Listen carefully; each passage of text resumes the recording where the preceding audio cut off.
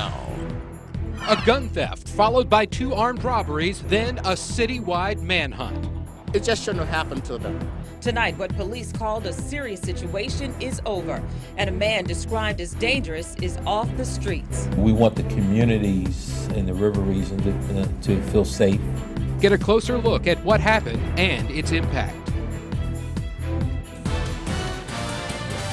Live, local, now. This is WSFA 12 News at 6. The search is over. The man police desperate to find ultimately captured asleep. Good evening, I'm Mark Bullock. And I'm Valerie Lawson. Ryan Rushing, described by police as unstable, led them on a day-long manhunt that closed businesses and forced schools on lockdown. We've been on top of the breaking news since this morning. Our reporters and producers providing new developments on air and online, including live news conferences with police. The search focusing on one individual, this man, Donald Ryan Rushing. He is now facing numerous charges, including armed robbery. It all started with a gun theft at a local gun and ammo distributor. Then police say Rushing used that gun in 2 armed robberies, one at a gas station, the other at a pharmacy where he reportedly demanded drugs.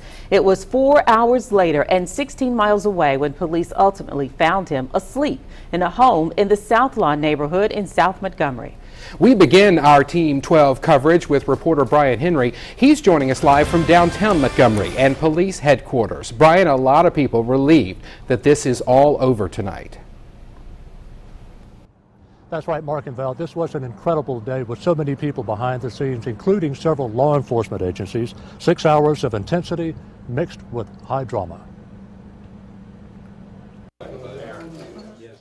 The command center was abuzz with action. Investigators on the phone, making calls, receiving calls, talking to anyone who might be able to help them locate Donald Ryan Rushing. It's important that we understand his state.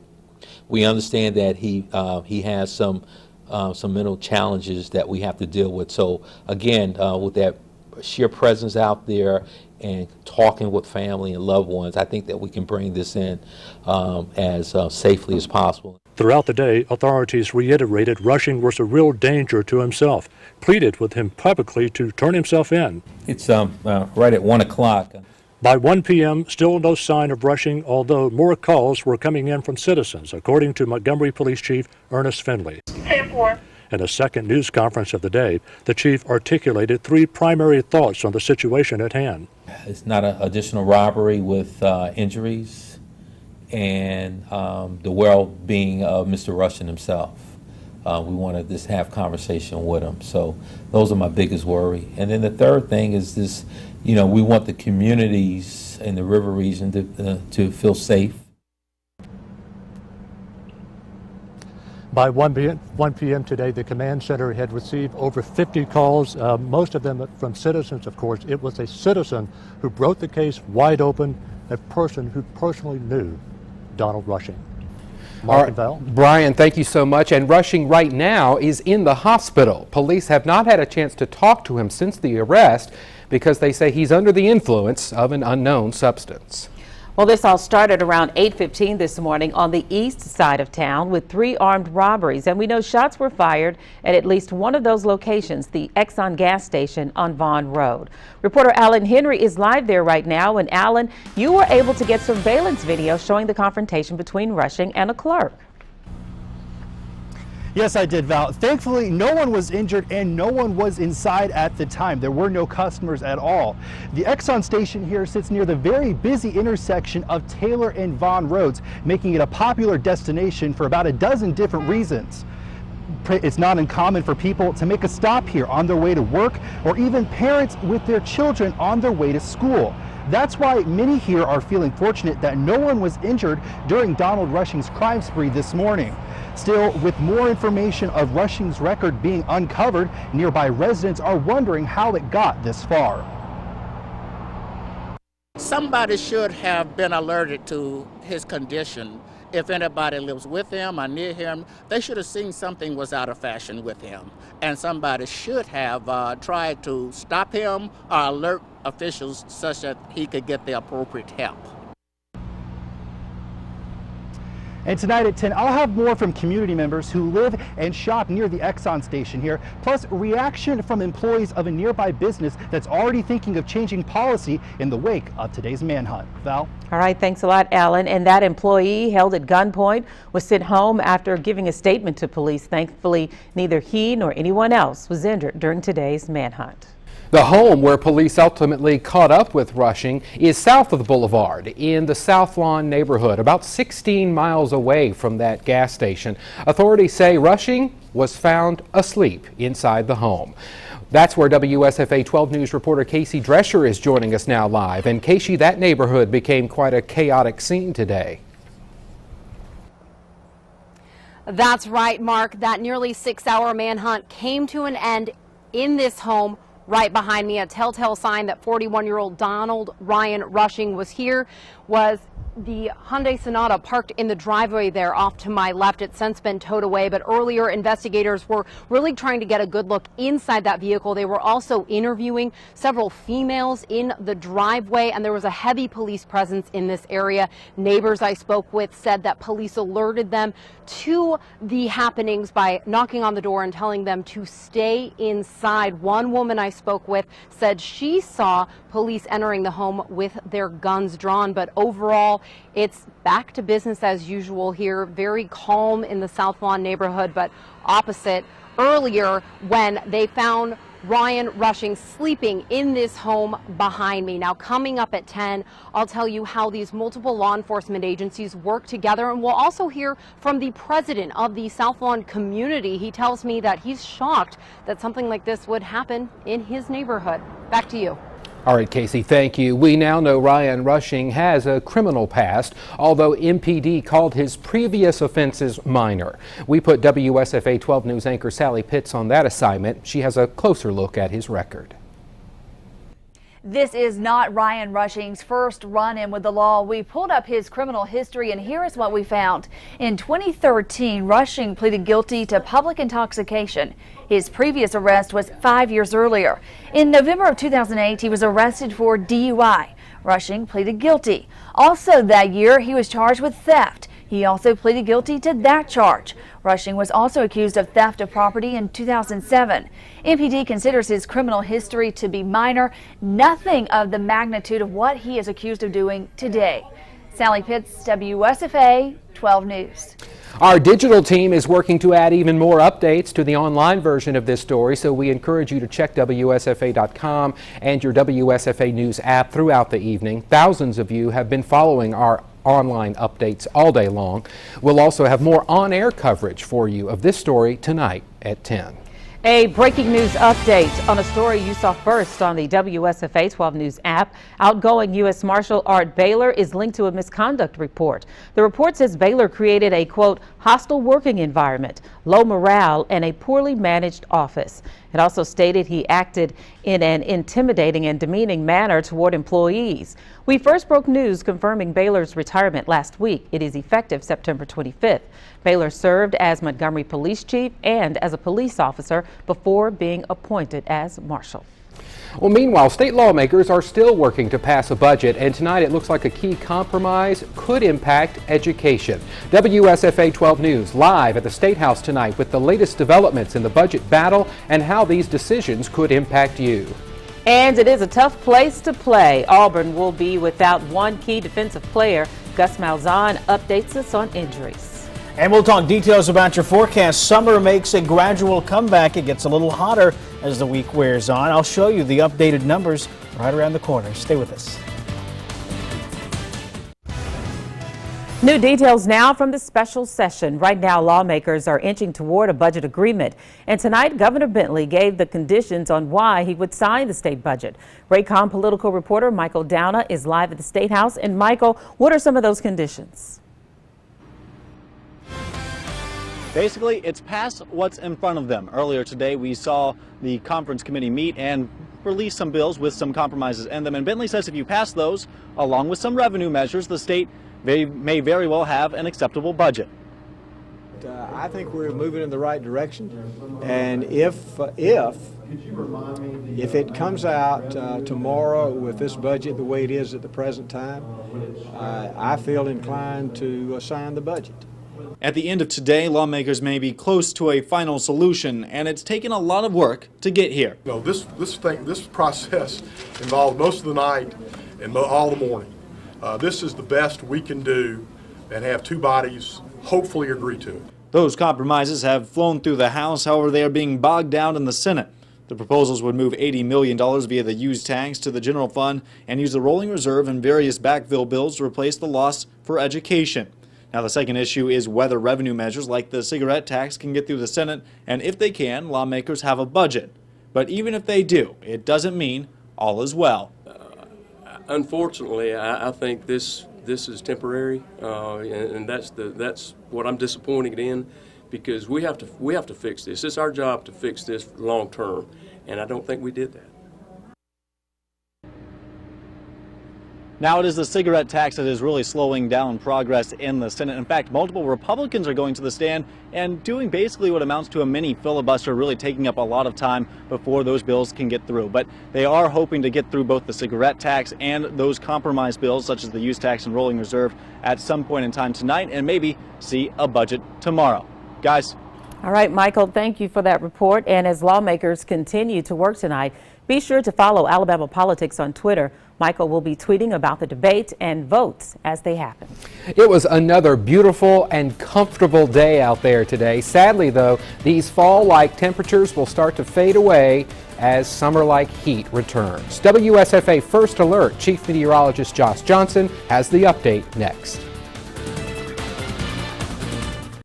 Now your WSFA First Alert weather with Chief Meteorologist Josh Johnson. The sun setting now as we look over Alex City and really all across central and south Alabama. The sun is setting on a phenomenal day, and we kind of have been in a phenomenal weather pattern now for a few days. Unfortunately, all good things must end. We'll talk more about that in a moment. First things first, a little sunset tour. This is Alexander City. You'll notice we're in the mid-70s here at 75 degrees. Great looking sunrise there from the heart of downtown Alex City there on the northern side of Lake Martin.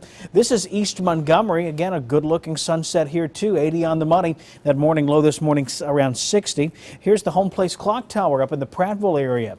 Nice sunset off on the horizon there as well. We're at 80 degrees on the money with a light east breeze between 4 and 8 miles per hour. Here now is WSFA First Alert radar, and you'll notice there's nothing cooking out right now. It is dry. It's comfortable too. 70s and 80s are commonplace now. 82 in Selma, 79 in Greenville, 77 up in Alex City. Auburn checks in now at 75. Eufaula has 78. Lowndes County tonight, Hayneville, Lounsboro, down towards Whitehall at Fort Deposit. Looks good. The rain chance minimal. Yeah, 0. In fact, we don't think it rains tonight, and it will be cool. Not as cool as the night before, which was not as cool as the night before that. Yeah, each night's getting a little warmer. We'll call for mid-60s across Lowndes County tonight. What about rain over the next few days? Chances are very, very small. Now, they're not 0, but they're small. We'll peg it at about 10 to 20% coverage around here. Wednesday, Thursday, and Friday, too, for that matter. But you see the same data I'm looking at here. Your time's right up here. You'll notice mainly in the afternoon, and this will be very isolated in nature. Many of you will manage to stay dry. We'll all start to warm things up a little bit, though. Tomorrow morning's not so bad. I think mostly mid-60s. Then by midday, we're in the low 80s, and afternoon highs tomorrow get on up into the upper 80s. Then as we go through the day Thursday, kind of more the same. Mid-60s in the morning. By afternoon, we're up in the upper 80s yet again. It's not out of the question that someone gets as warm as 90 degrees Thursday. So we'll say 88, 89 or so both Thursday and Friday. And then it gets even warmer as we work our way into the weekend. Yeah, high temperatures by Saturday and Sunday make a run up into the lower 90s. This is the dew point. Kind of a measure of is it nice or is it muggy, and it's sort of nice, but notice a lot of 50s out here for a while, but watch what happens here by the end of this Thursday afternoon on into Friday. We trade the 50s in for 60s. Now the dew point, higher number means muggier weather, so you'll start to feel a little more humidity around, particularly as we go through Thursday afternoon and on into Friday and Saturday. Many of you getting ready to leave for an extended tailgate perhaps. Auburn taking on LSU down at Death Valley. Tiger Stadium hosting that game. It's a 2:30 kick Saturday. Rain chances basically 0. It will be hot down on the bayou. Yeah, temperatures topping out of the lower 90s if you're heading to Baton Rouge. I know many people like to make kind of a long weekend out of some of these road trips. So if you're part of the Auburn crowd headed south there. That's what you can expect going to Baton Rouge, down to Red Stick. Should be a good game. The wind stays high, 87, and you'll notice the upward trend in temperature over the next few days, upper 80s, lower 90s. At the same time, it's not just the temperature that's heading up. Yeah, you'll notice it gets pretty muggy, particularly Thursday. On this graphic, the number on top is the afternoon high.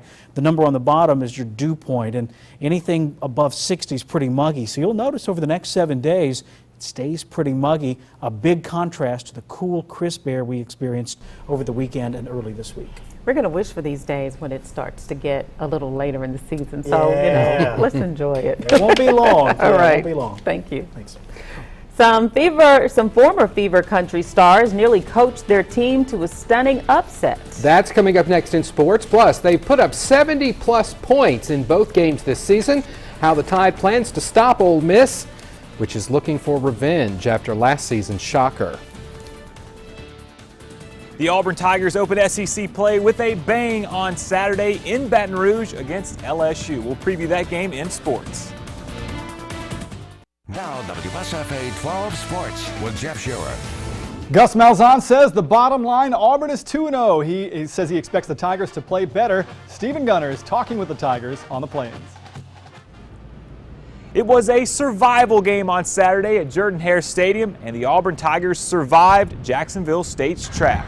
The good news, the Tigers are 2-0. The bad, the biggest test of the young season now awaits. 14th ranked LSU in Baton Rouge, a place the Auburn Tigers haven't won at since 1999. It's a tough place to play. They play extremely well at home. Traditionally, that's been the case. It's been a while, I think, since we've been there and won, and we've got to have a great week of practice. We know what we're going to get going down there. That kind of environment is tough, to play there, but it's fun. That's what the SEC football is all about. Our biggest thing is our energy level. As soon as we get off that bus, we're ready to attack. Don't take anything lightly. We all got to be ready to go. And an Auburn Tiger, Josh Holsey. On the injury front, Coach Malzahn saying today that Josh Holsey has re-torn his ACL and will miss the remainder of the season. That's a tough blow. He's an outstanding young man. Second time he's went through this. We're definitely feeling for him. As for guys like Carl Lawson and Trey Matthews, two guys that sat out Saturday's game against Jacksonville State, they are day-to-day. So we still don't know if they will suit up in Baton Rouge on Saturday against LSU. It's the Tigers versus the Tigers Saturday at 2:30. Now, back to you. Thank you, Stephen. UAB today showed that it is serious about bringing back football, with Bill Clark signing a 5-year contract extension worth more than $600,000 per year. Fever flashback 2006. Larry Smith, our Fever Player of the Year for Coach Clark, his Lions teammate there, Nick Gentry. He was a big part of Bama's 2011 national championship. Now, Nick, Larry, and their Prattville teammate Trey Clark are all assistant coaches at Jacksonville State, and their Gamecocks nearly pulled off a monumental upset Saturday at Auburn. Jack State ranked number 1 now in FCS. Have you seen the Ole Miss offense this season? The Rebels are averaging almost 75 points a game. Yes, it's against UT Martin and Fresno State, but still, those video game numbers, they have Nick Saban's attention. They make a lot of big plays, and they've made a lot of big plays in the first 2 games, and I think it's going to be really important that our guys understand that, we've got to not allow them to make big plays. That's a challenge in and of itself with the skill level that they have. It's a chance for the Tide to avenge Alabama's only regular season loss last year. The Late Show at Bryant-Denny, 8:15 kick on ESPN. He's won at Daytona, Indy, and 2 years ago at Talladega. Now Jamie McMurray is in NASCAR's championship chase for the first time. Jamie was at the Superspeedway today, talking up next month's Alabama 500. Any of the 16 guys that are in the chase, any of the guys in the whole field have a chance to win here. This track produces some first-time winners, and just because you're not running well at a 1.5 mile track or the short tracks, when you come to a plate track, you still have a legitimate shot at winning. The Alabama 500 coming up in about 6 weeks, October 25th at Talladega. All right, Jeff, thanks so much. Here's a check on today's stock report. Now a WSFA 12 News editorial with Vice President and General Manager Eric Duncan. We have recently announced that WSFA is part of a group that is filing a motion to unseal Governor Bentley and his wife's divorce documents. I have received more than one response saying that it is none of our business why the Bentleys filed for divorce. It is a private matter. Part of me agrees. Divorce itself should be a private matter. Being the governor of the state of Alabama is a public matter. The actions of the governor of Alabama while on the public's time and using the public's resources are a public matter. A divorce filing in this state is public. Of the 33,303 divorce filings in the state of Alabama last year, only 180 were placed under seal. That is 0.5%. It is a rare occurrence that is allowed based on a distinct set of circumstances that were addressed by the Alabama Supreme Court. We do not feel that the Bentleys' divorce falls into any of these circumstances, and therefore believe that the records should be unsealed. If we are successful in our attempt to get the records unsealed, the media, including the news department at WSFA, will have the opportunity to comment about any or everything that is in the document. My pledge is that we will be careful in our approach, as we are with all of our news stories, whether they involve the governor or anyone else. If you would like to respond, go to WSFA.com or send your response to this address.